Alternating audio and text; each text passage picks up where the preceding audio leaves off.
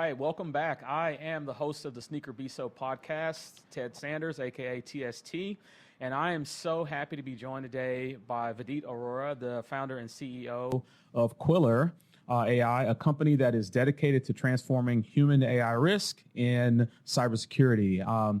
You are a cybersecurity founder, but you have deep roots from log analysis, other types of cybersecurity defense. I'm just so happy to have you here. We've developed a friendship and a professional relationship, but it's so exciting to sit here with another founder and just, hear about your journey. And so we are in Austin, Texas, where you reside, which is great. And we are here at the Cybersecurity Marketing Society event. And so I really wanted to just have an informal discussion, Vidit. Just, first of all, kind of tell us about your background and how you got into what has become Quilr. Just talk to us about your journey so far in tech and cyber. Thank you so much, Ted. And I think it's folks like you who support founders and to just, have the courage to even start, right? So I really appreciate you having me here and just overall, supporting us through the journey and just guiding me personally. Yeah. I got on this journey when I came out of my previous company. I always had this thing that there's a pretty cool unsolved problem in security.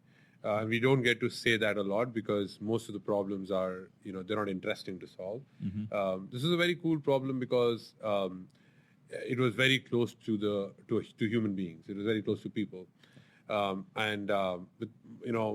background was all about log and SIM and all that. Right. But there's always this gap that we found that a lot of time, energy of SOC analysts or security people just gets spent in talking to people, reaching out to users. Mm-hmm. And after all of that, also both sides are frustrated.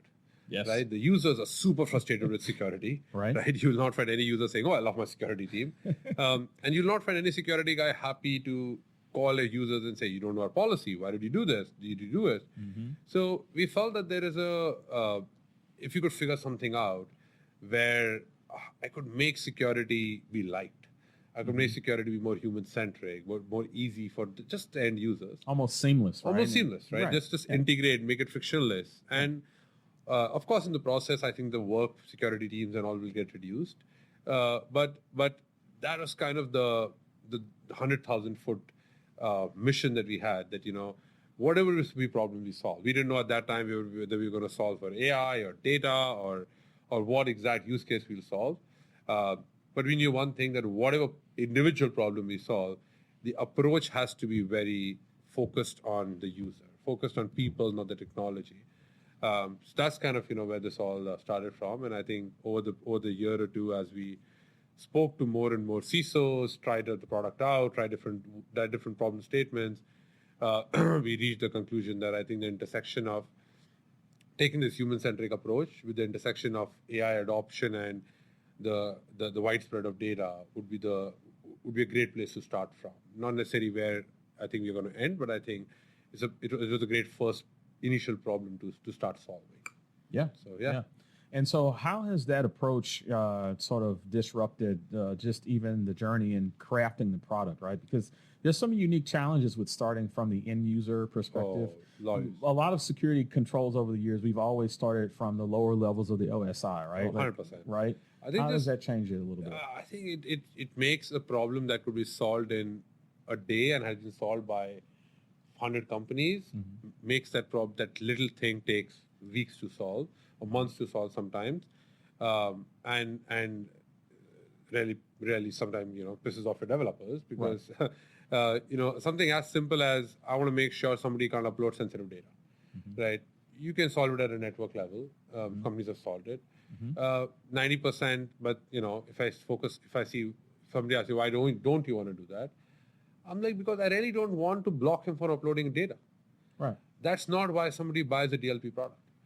The reason somebody buys a data protection product, or any product for that matter, if I think about it, is for one simple reason. I want to make sure that if there is no legitimate business reason for an interaction to happen, then it shouldn't happen. Yeah, and the control should trigger. Right? Absolutely. But if there is a legit reason why something is happening, then it should happen. Yeah. if you try to do that at a network level, number one, sure, at a network level, you can't even see half the data for SSL pinning and all that. Right. But if you forget all of that, the only control I can block is I can block you. Right. But what happens if a user is trying to do something, it's completely legitimate, and you know you're not sure if it's bad or good. Yes, it's data sensitive, sure. But now the user just wants to tell you that, dude, I'm doing it because there's a reason why I'm doing it. And I have a legit reason, and I really need to do it, but they can't interact with you. Right. So everything had to be built at layer 7. Everything had to be built where the user is operating. So we literally had to start solving the problem top down. To first say that, okay, first let's figure out how are we going to interact for all these actions with the user. And then if we can do that, does it make sense to actually solve the problem? If we can't do that, then we don't even want to try to solve that problem. If there is something that is not possible at that layer, I'm not interested to solve it, because there are other products that will do that. They'll do that. You already have it. You don't need another guy to come and tell you, I'll block your network traffic. Right. Like somebody did that like 30 years ago. Right. So yeah, that was, I think, the whole idea. Yeah. So it changes the mindset a lot. You have to be very strict in keeping that principle. And to do that, actually, one of the first things we did before I got any developer or anybody is I actually got a social engineer in my team. That's right. Because I'm like, this guy has to tell us that whatever you're saying, the user wants to listen to it. There's no point. Yeah. So there's almost a psychological component, right, in starting with the social engineering perspective. And I think for the viewers, that's really important for a founder, right? Think about it from the standpoint of, what are the potential risks and threats that could happen? And then design the control, right, with that in mind. 100%. Right? And it sounds like you guys are continuing to put that at the core of what QuilrAI is trying to do. Oh, 100%. Right? Okay. 100%. You can't, otherwise, it's very easy to get comfortable and get into the same mold that's made for you for the last so many years. And then I think that's how companies get in trouble, right? Yeah. Because you leave your DNA aside. So, Yeah. So I want to pivot real quick, and I want to talk about, your approach to leadership, right? Because part of the journey as a founder, right, is obviously having a vision, which you clearly have built a vision, but then assembling a team, right? And I've watched your journey as you've added more people to the team, right?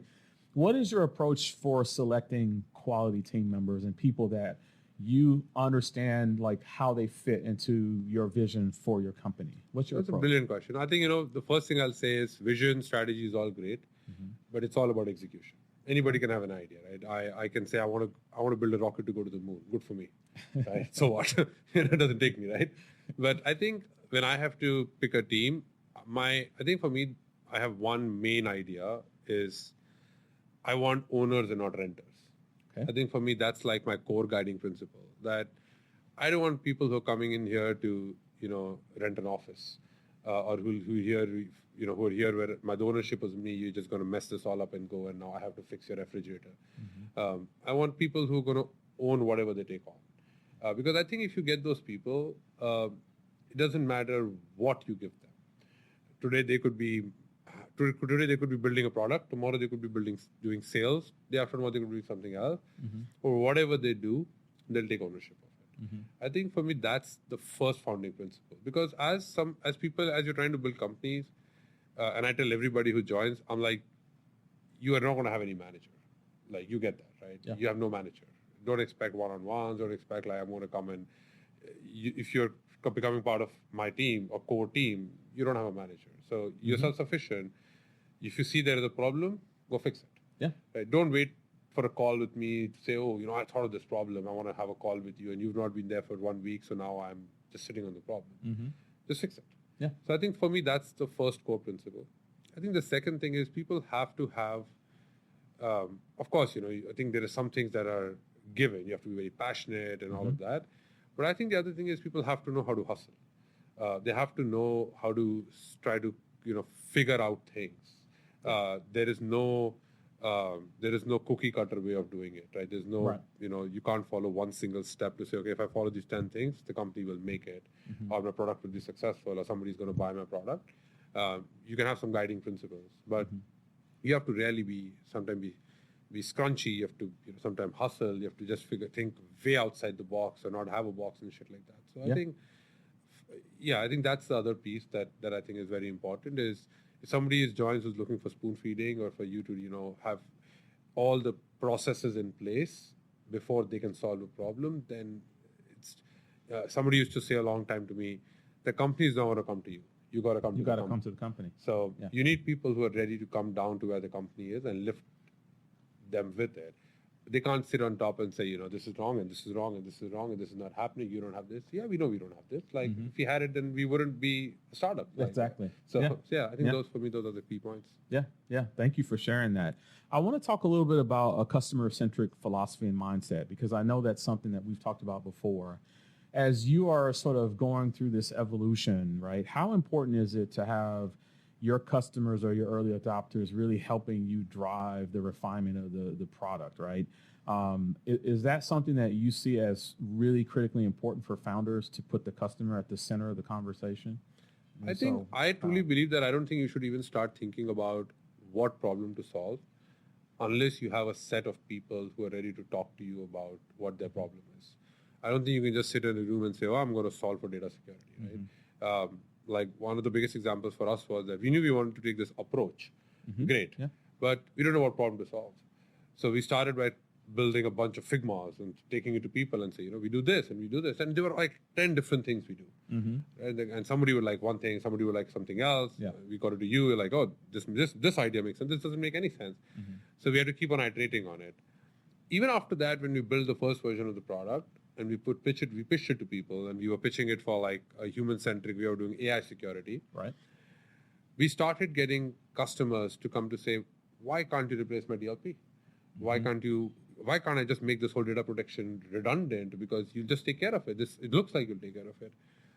And that's, I think, the second thing is you got to listen to them. Not to 1 out of 100, but when there is enough voice coming from a set of people you trust. Yeah. Yes. And I think you have to have a set of, security leaders who trust you and who will work with you from day one to day end, because you'll make a lot of mistakes. And this is not a one-time thing. It's not like, okay, one time they help you guide the vision and now you're done. Right. You're going to need them every few months, every few weeks. You're going to need them to bounce off a new idea, to tell you that you guys are going in the wrong direction. You're not focusing on this thing enough. Or, your customers, and I'm hearing that you guys have this issue because of you have to keep your, those advisors are very, very, very crucial. Like, I think without them, every founder will typically has like founder's dilemma or like this, or what do we call it? Like, I like to call it, people start feeling that, my baby is never ugly. Right. Because you need somebody who is coming from the other side to tell you, dude, this doesn't make any sense. Because you'll always like what you built. That's human tendency. Yeah, and you kind of have your own echo chamber where you're just looking at your reflection, right? And you're sort of not able to actually see the blind spots or the potential areas of opportunity 100%. where you can refine the product. Yeah, it's very easy to do that. You can keep sitting in a room and keep building things. So you keep building in your ivory tower, right? But what does it get you? Right. So, Right. 100%. Good. Yeah, so one final question as we kind of wrap up. What is, if you were like yourself 5 years ago, right? After all this time has elapsed in the journey, right? What would you tell yourself like 5 years ago? Is there something that you can think about and say, I would tell young Vidit this? I think I would tell myself to have spent even more time than I did in learning things rather than trying to, go after like flashy things, like trying to go after revenue or trying to go after this. Just just spending a lot more time in learning more about how to go about. I'm not great at marketing.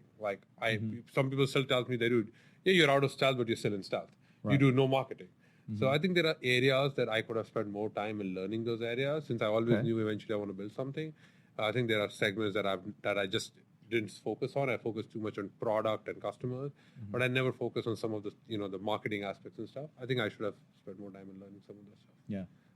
I think as a founder, one thing you have to be is you have to be a generalist.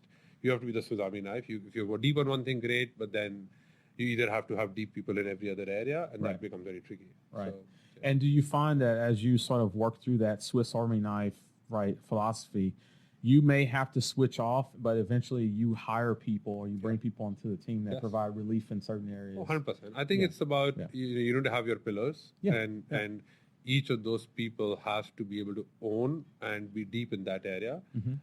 Because I think if you try to do everything, you eventually, in the starting, you have to do everything. Right. For a long period, you have to do multiple things. I think you always have to do multiple things. But I think you need, for critical stuff, you need expertise. You need the right pillars to rely on. Somebody will always say to me, there's a person I keep checking every few months, and they'll be like, oh, this is still a science project with it. This is still a science. I'm like, what do you mean? He's like, till the time you have your 6 pillars, till the time you have this is not a company. It's a science project. Right. So to make it a company, you need those expertise, you need those areas who are going to do that job. You can be you can either be a generalist or you can be vertical. You can't do both. Yeah. So, that's great advice. That's great advice. And so with that, we're going to kind of wrap up here. I just want to, first of all, say thank you so much for making time to come and be a part of the SneakerBISO podcast. I'm so excited to see how far Quiller has come, and I'm so excited to be a part of the journey and to be able to witness how the company is growing and all the great potential that's going to be realized in the future. Thanks, Yudit. Can I ask the last question before we go? Yeah. Why the sneakers with this? Yeah, so for the viewers who kind of tune in all the time, they know the backstory. But basically, I'm a huge sneaker fanatic. Okay. And so the sneaker combined with the CISO-BISO moniker is sort of the combination of two of my passions. Oh, nice. One as a cybersecurity leader and one as a sneaker enthusiast. Oh, nice. I remember, I think, us having this conversation a while ago. Yeah. This is a pretty cool thing. Nice. Yeah. And so every episode, we feature a sneaker in the intro. Nice. And this episode, we talked about the Ja Morant sneaker. But one of the things about his sneaker and about his playing style is he's very adaptable and flexible. And that, to me, is one of the main things you need in the founder's playbook, 100%, right? 100%. And you exemplify that as well. So Thank it's you a so perfect marriage to have you Thank here. you so much, Fred. It's great being here. A pleasure. Really appreciate your time. Yeah. Thank you so much. All right, viewers. Well, thank you for tuning in to the SneakerBISO podcast. Once again, I'm your host, Tech Support Ted, a.k.a. TST. And tune in next time. We're going to have another exciting sneaker reveal and another special guest to talk about more in terms of cybersecurity and controls and all the new things that are coming out in the industry. And with that, we're signing off from Austin, Texas at the Cyber Marketing Society Convention. And we are out. Expressed by guests on the SneakerBISO podcast do not represent the official views of any organization and reflect the author's experience only. We do not endorse or take responsibility for any content shared by our guests.